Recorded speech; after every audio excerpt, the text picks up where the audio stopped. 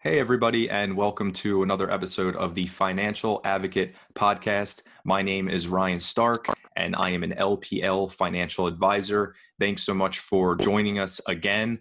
I have another great guest, somebody I met on LinkedIn, and I guess somebody I actually haven't met yet, but it's wonderful to finally be able to connect and talk through. We're going to go through what it's like to be a young advisor and what it's like to get started. We're going to talk about some business and marketing and a little bit of LinkedIn, since that's where we met. That's where we spend a lot of time.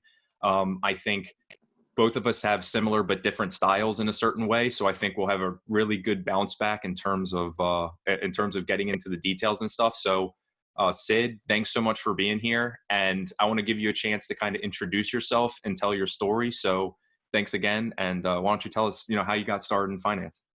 Hey, Ryan, I appreciate it. Thank you so much for having me. Yes, Sid Misra here. I'm another LPL advisor, just like Ryan. My company's name is actually called Beacon Financial Group. We're based out of Warren, New Jersey, and I've been working there since about 2017. My dad was one of the founding partners of Beacon Financial Group, among some other people, and he's been in the business for about 25 years. So I've kind of seen, the business from his side, and asked him a lot of questions throughout the years, and it just made sense because I like helping people. I like figuring out ways to kind of bridge the gap between where people are and where their goals are, and it's just been a really, really great experience learning and continuing to grow, and connecting with you as well. I've been really thankful for that opportunity. Sure. And I appreciate that. So one of the things that I saw on your LinkedIn is I've been following your story, and I saw that you used to travel a lot, and I saw you did some things that kind of led you, I guess, into finance. Why don't you talk about that a little bit? I love the experiences. I haven't traveled as much as I'd like, but why don't you just talk about that and what you think it did for you and kind of why you decided to do it? Yeah, absolutely. So my family, number one, loves to travel. We don't spend a lot of money outside of that kind of stuff. We just like to save up and travel together. We like the experiences. And when I graduated from college, I went to the University of Maryland, and graduated from college, I decided to take a year and a half off to go teach English in Thailand, which was a phenomenal experience. Just really opening your horizons and kind of broadening your perspective. Travel is great, but then also living in a country and kind of working with the Thai people and living there is completely different. And it's interesting because the one thing you realize is no matter where you go in the world, the average person is just trying to make a living and support their family and live a good life. And it's one of those things that I really enjoyed seeing, right? Yeah.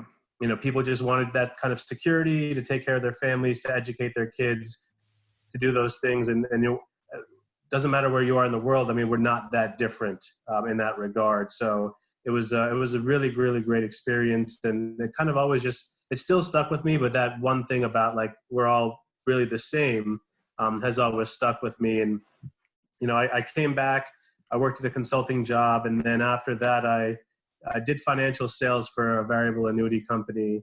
And for an insurance company, we sold variable annuities. And I did that for about 4 years and got to see that side of the business where, as an internal wholesaler, you're working directly with financial advisors to sell them products to sell to their clients and try to find those fits. And, after a while, I just decided that I wanted to be one of the people that would be, helping the client and be client facing.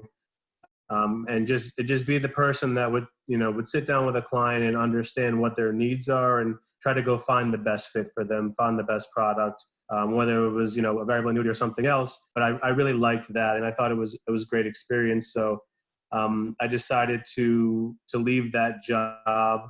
I ended up traveling again because I just love to travel, and I knew I was going to work with my dad. So I said, you know what, I'm not going to get this opportunity again. I kind of backpacked around the world for 2.5 months, which was a really great experience, and came back and started working with my dad, which has been, a really, really fulfilling experience. And it's been awesome because I've just been learning a lot from him.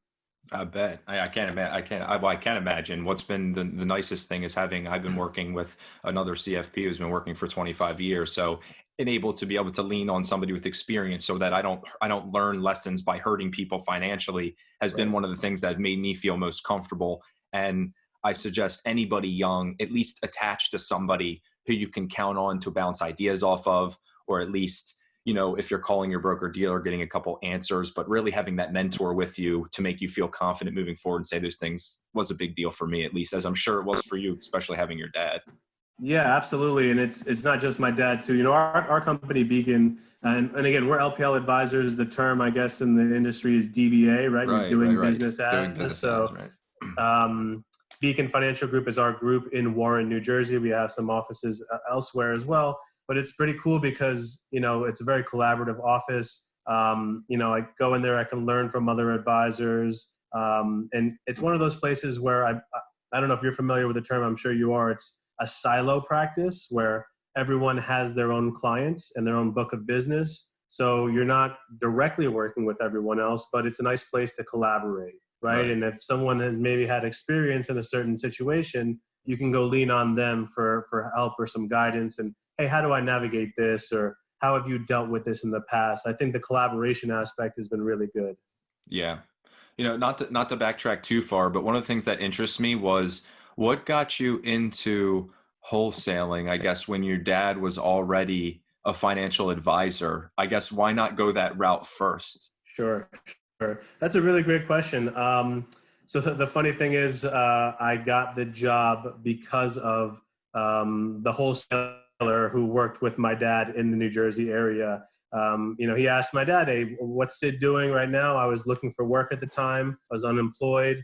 And he said, "Oh, send me his resume. I'll pass it along to my guys on the sales desk, and we'll figure something out." So, big ups to him for helping me out there. But it's a good question you asked. I think for me, I wasn't ready yet at that point. I started there when I was about 25 or 26, and I wanted to experience that a little bit more, to have kind of that sales desk atmosphere. It was a young atmosphere, throwing Nerf guns around, shooting Nerf guns around, playing basketball on the sales desk. It was a lot of fun, Yeah. and just a really, really good environment to go work at. But it's funny, I remember telling my mom that I wouldn't have been ready to work with dad just yet. I wasn't mature enough, I think. And even before that as well, to sit there and, take the criticism and take the things. And it's not like criticism, but it's like the constructive criticism. Sure. Because I would have been like, oh, no, I know everything, right? But being that side of the business, you understand how much you really don't know and how much more, experience can teach you. So leaving that and then joining my dad when I was 30, and I'm 33 now, I think was a good move in terms of maturity wise, and in terms of, understanding that, whatever he says to me, I may get annoyed because it's my dad, but at the end Sure. of the day, he's always got my back, not just Right. as my employer and my mentor, but like as my dad. Right. You can Right. So trust the information, even if it I feels can heavy. trust the Yeah. information. He's not going to lead me astray. So it's like, you know what? Just have the humility to kind of sit there and just learn from him. Be a sponge. Understand that, he says it himself. He's like, I wish I had someone at that age when I was doing it. He did it when he was in his 40s. So, I have a 10-year, head start in terms of timeline. And he was like, I was doing it with a family of four to feed and stuff. I don't have to worry about that. So he didn't have a mentor. He did it later on in life and had to support a family. He's like, you're in a really good spot. Just embrace this and keep learning. Yeah. That's nice. That's tough too, because that's like you feel the weight of being like, okay, dad, so you did it with four kids, and like here I am. And if I feel like I'm struggling, it's like, okay, yeah, Yeah, you definitely have those days where you feel like you don't do enough. And yeah, I look at my dad's just working all the time. It's yeah. he has off. We have office hours on Saturdays. Obviously outside of the whole COVID situation, but we're working all the time. And one part of that is he just loved his job. And I remember growing up and just he loves doing. I remember asking him, I'm like, hey, why do you work on the weekends? He's like, I love it. I love what I do. And I remember talking to my friends who had, their dads were like, we just hate our jobs. We hate Yeah, waking up and yeah, driving and commuting and doing yeah. all that. And I just remember, it's one thing that's always stuck with me is you want to be able to wake up and enjoy what you do. I mean, you spend so much time working. It's got to have some enjoyment to it, and then something that you look forward to. Absolutely. And one of the things I think I learned from doing this is that you can take a subject, and for anybody who, I feel like I'm a person who has struggles to like find or monetize a passion. I feel like that's one of the big things these days is like make sure you're Yeah. doing the thing you love. And I'm like, I don't know what I love, but it's like then I guess try a bunch of stuff. But at the end of the Right. day, I feel like I started to transition the way I did financial planning and started to do it my own way and started to use social media and started to make my own videos. And it became a much more fun process for me to try to grow and made it easy for me to deal with like the hard times because, anybody knows working for yourself, you never know when the money's coming in or when Right. people really need help. You can only be so forward with somebody and really you just need to be there for the opportunity when they need you. So dealing with those situations, I think it was important to find a fun way to go about it. And I don't know if you feel the same or if you were feeling that same as you were getting going, but that was a big change for me. Yeah, it's funny. First the first year was tough. I remember I was just basically an assistant from 2000, what was it, 17 until the end of 2018. I was just like his kind of registered assistant. And I remember too that right when I got there, we were with a previous broker dealer, NPC, that got bought out by LPL. So my first oh, was it? Oh, there you go. There we Yes. go. Small world. And That's funny. so you know exactly. It's like the first thing you're doing is like, I got to repaper everything. I got to learn how to use their systems. I got to make sure, contribution programs that are going or withdrawal programs that are going, like all of this stuff has to work, and it never works like the first time. There are so many issues and problems, and you get through it, but You it remember was tough because BranchNet? I just felt like, oh man, yeah, it's crazy, Any and any LPL it's advisors who are watching could probably get a good laugh and remember, like, especially going through that transition, because using BranchNet, you had to use it to the point where you understood BranchNet. It was up to you to learn those quirks because right. you could get twisted in the wrong direction. But anyway, continue.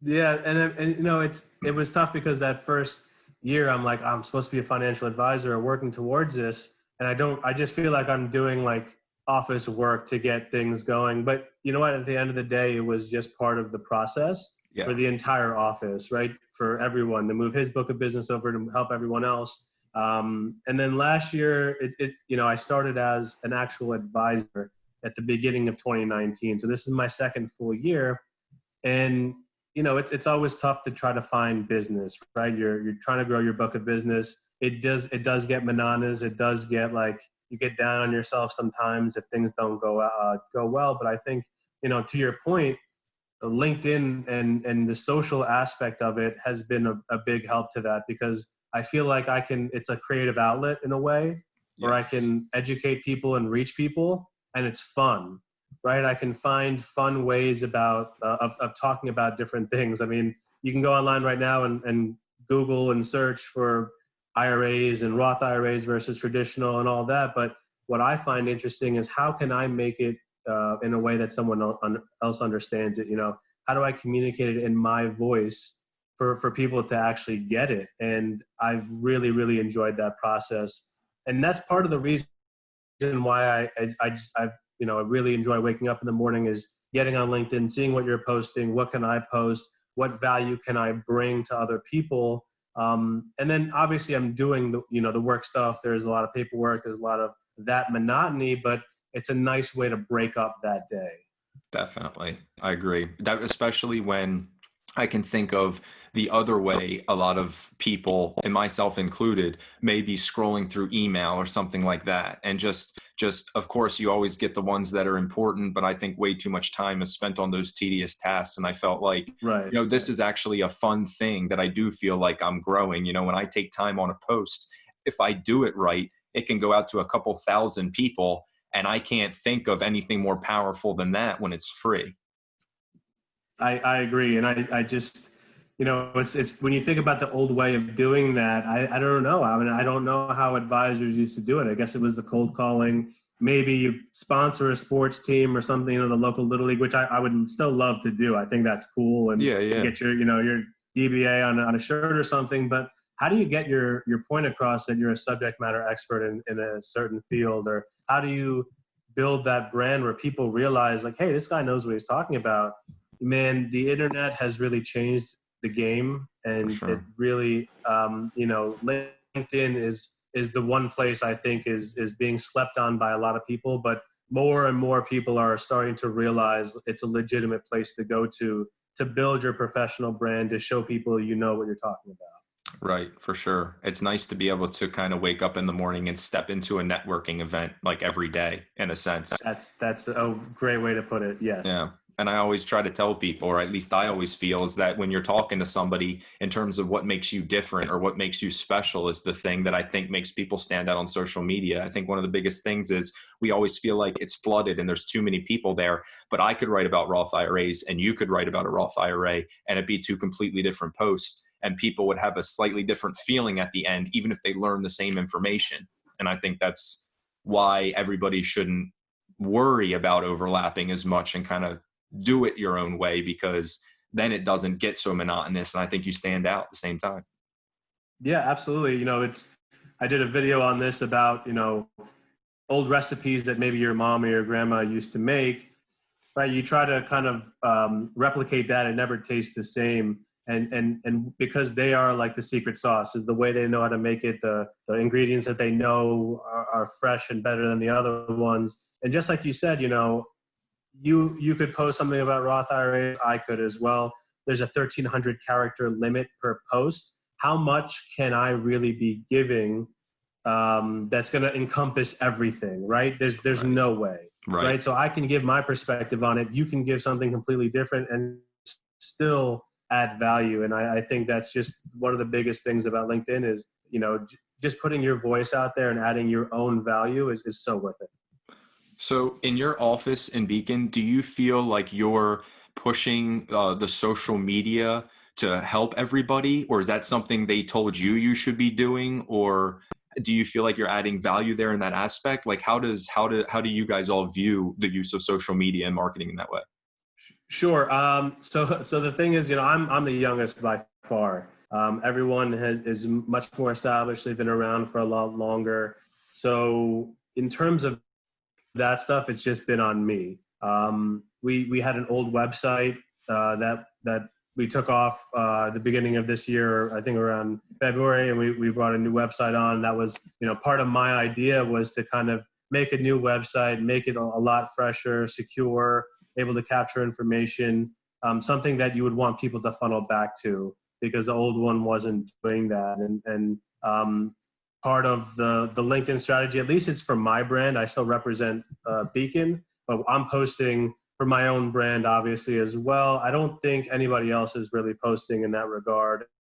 On the website, we have a blog, but we're just mostly using pre-approved articles that have already been through compliance. As you know, I mean, Right, compliance right. is tough to navigate in this industry. So Yeah. LinkedIn, at least we can kind of just come up with stuff on the fly, Right. and it should be good. Stuff on your website has to go through a more rigorous process. So I don't really focus on creating content for that. I'll use more pre-approved, already made content just for the website to get our SEO up and things. But for the social media aspect, I'm just kind of focusing on my own brand right now. Gotcha. I love the website, by the way. And I Thank remember you. Yeah. when you posted that, also the video, the secret sauce analogy was one of the greatest analogies I heard. Thank you. It's so true, and such a good point that somebody can do something almost the same way, but like that secret sauce, like you're mentioning. And I think the website looks super clean and everything now. So I feel like you're making your point there, and things don't always show up right away. I feel like when you do them the right way, or when you're putting in hard work, it just shows up out of nowhere. And I think that's where I am too, in terms of, even people I work with or other advisors who don't post are telling me like, hey, this looks good. And I'm like, well, if it looks good, then you should be posting too. Like if you like it, then let's get, like, you should get going. But it's still nice to, I guess, have an attempt at, like I said, like making business, for free in a sense. But I really like the idea of branding myself and using my own name, telling my story, speaking about me, because at the end, I think that moves the needle further and allows you to connect with somebody, because you're not Mm-hmm. not necessarily somebody's hiding, but you're not behind a business name. It's Right. really you. When people are messaging you, they know you're talking to you as a person, and it just creates a little bit more, I guess, brand heavy for me, and that's why I like doing it. Yeah, no, that's a great point. Yeah, like you said, being the individual, someone's reaching out to you because you're the individual. If I were to reach out to a company page, I have no idea who is actually answering it, who's behind all that. But I know if I reach out to Ryan Stark, I'm getting Ryan Stark. So Exactly. Or my bot or my assistant. your bot, there you go. Already working on the bots. I Yeah, like yeah, it. yeah, yeah, yeah. Yeah.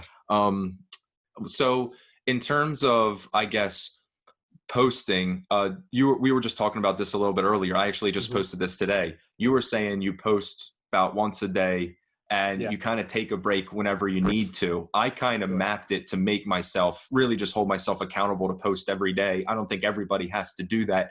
When do you decide to take breaks? Is it just when you feel like it? Are you too busy one day? Are you kind of just using mental health days? Like, what do you think deserves a break? I think it's more of just when I need to. Maybe I'm too busy. Maybe I'm just a little burnt out from it. I would equate it to if you're working out, right, like, and you're working out consistently. Some days you just need to rest. Maybe you sleep in a little bit extra. Maybe you're not gonna go hit the gym, but you go outside for a walk. I would always engage because I like doing that, and I think that's just as important as actually posting. But yeah, there are those days. They're few and far between. But sometimes the pressure of posting can kind of get to you, and you just say, hey, you know what? I'm not going to do that today. I'm going to engage and add value on other people's posts and not expect anyone to kind of worry about what I'm posting. For sure. Like, and if anybody could go through every single post, like, I would say there's probably at least a little bit of value in almost all of them, except there's definitely a few where I was just like, I do not know what to say or what to post today. So I just have to put something out. And it was just, whatever it like ended up being. I think one time I did like a picture of like a CPA as like a joke. And it was just like some meme or something like that. And it got like one like, and I was just like, it got like 50 views or something. But it felt like something where I was forcing it. And it's probably something I normally wouldn't have done had I not said, like, okay, whatever happens, I never know how the content's really going to do. I'm going to post every day for a year. So I have the objective, but I think when the creativity just isn't there, I don't know. Sometimes I can force it, but other times I feel like you said, it weighs heavy all day. You think about posting, and it slows you down from getting other things done. And I'm like, now I need my daily post, and it starts to Mm-hmm. affect me a little more than it should. So yeah, I think, Yeah, yeah, for sure. you feel a little bad about it sometimes, which is kind of crazy. But I guess if you're doing it so much, I give you a lot of credit. I mean, 365 days in a row. My question is to you is like, you said you mapped it. What exactly does that mean? I mean, how do you have ideas that you kind of come up with for the week, or you have kind of like a hopper where you're just like, oh, let me spin it and see who we get today, kind of thing. No, no, because so especially since COVID started, I've been watching my daughter during the day. So one of the things I've been trying to do is get my Yeah. posts going at night, or like have some type of Mhm. idea. And I'm obviously posting every day. When I posted that list of like, here are the things you can think of, I'm usually running through that in my head, because I can think. It's funny that I feel like I know so much information, but I can't always think about like what's the best way to tell a story about it, or to write it, or Sure. what's good for this day. It's hard to find inspiration. So, but for me, I do look for that spark or something that gets me going to where I can say a bunch of stuff and edit it down to like a more powerful post. So Mhm. I'm really just thinking. Recently I've been thinking about like, how can I tell a story about something, whether it's myself, whether it's a product, whether it's a situation. Just how can I tell a story? Because if I'm telling a story, then I feel like maybe the writing will start to flow. If I'm trying to be so factual and bullet point, Sometimes it's just like, what exactly do I say, or what topic do I do? Like you said, there's only so many characters. So for me, it's like I'm just kind of going by a whim, and I hope to catch like a leg of creativity, which I think by forcing myself, I have more often. But there's no template. There's sometimes I'll write down like video ideas, but I leave it in the document and I don't look at it for months. So Yeah. it's like Yeah. I just end up doing it. And I just figured, like, if I'm going to do this and I want it to be authentic, and I want to deliver an emotion and a feeling. So I look for myself to grab an emotion or a feeling so that I can push it out through my post, if I can do that for the day. That's really good advice. Try to capture that emotion and tell a story. I'm kind of the same way. I mean, I don't really plan things. I have ideas that I'll, just reading or being on Twitter and looking at hashtag, let's say personal finance or financial planning, seeing a picture of something or a meme, and hey, maybe this relates to it. And I'll kind of just save it in a folder and come back to it. But I'm not really planning too much. But I do think, to that point, just the act of doing it consistently makes it much easier, right? You think about the first time that you posted, and the first couple times, maybe the first few weeks, it's a struggle. And not to say that it's not a struggle sometimes right now, but like it flows a lot easier. Your mind can kind of focus real quick, and you can, okay, let me get into the posting mindset or storytelling mindset. But before, it was much more difficult. So just doing that repetitively over time, it's kind of like a muscle, right? It's muscle memory. You just kind of get used to it. Absolutely. And when I think people underestimate how much better they're going to get at content creating and writing and storytelling when they start. Yeah. If you try to max out on push-ups, and you're going for 100 and you do 15 and you quit because you didn't do 100, like obviously you'll never get there. So Yeah. you really have to keep doing it, whether it's flexing your brain, when it's not a specific muscle that grows. I feel like people don't think about it or contribute it because you can't see it, but you're definitely working something, like you're practicing and you're getting better at all these things. So when the attention comes, I think it's a mixture of definitely the consistency. People get value, they start following you. And two, people forget how much better they're getting at delivering content. And I look at my last couple ones and I'm like, my stories are getting better, and I'm hitting more people like in the heart with what I'm writing, harder than Yeah. I was before, because I didn't know what I wanted to say. I didn't know how I wanted to say it. And you get that kind of rhythm of how to write. And the only way I can say to do that is by telling people to do it. Yeah. The only way you're going to get better is by doing it. Absolutely.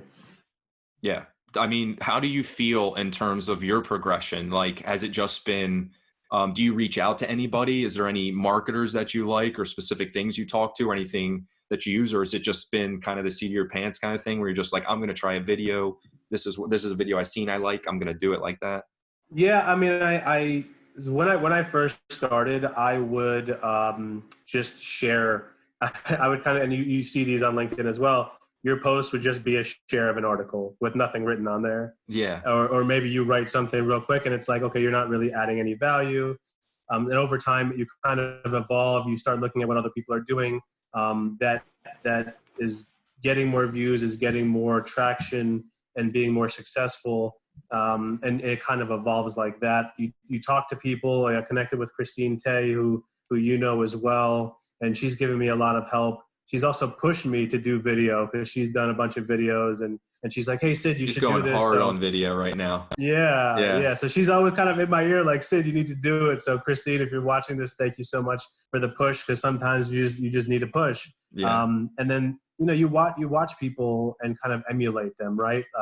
The Jonathan Palmers. I don't know if you're connected with him, Yeah. but he's a phenomenal. I just got connected with him, I believe. Yeah, he's a Yeah. phenomenal video creator Yeah. and content creator, and a really, really good guy too. I've had a couple conversations with him, but again, you're telling a story and you're pulling at kind of emotions and touching on that, and I think that's what connects with people. So it is definitely a progression. When you start, you kind of in like this enclosed little bubble of what you can do and what you think you can do, and the more you stay consistent with it, the more you kind of start dipping your toes into other things and seeing what you're capable of. And I think that's like really exciting about the platform right now.